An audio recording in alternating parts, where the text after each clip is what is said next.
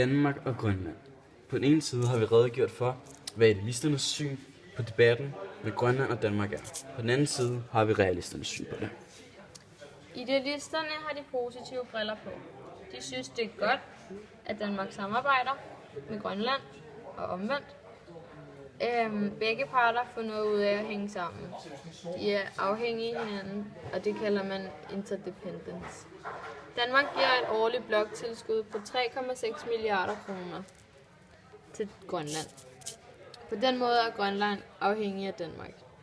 Danmark vil med Grønlands areal se større ud på verdensplan, og vil derfor have en større stemme blandt landene, når der skal siges noget. På den anden side er der realisterne.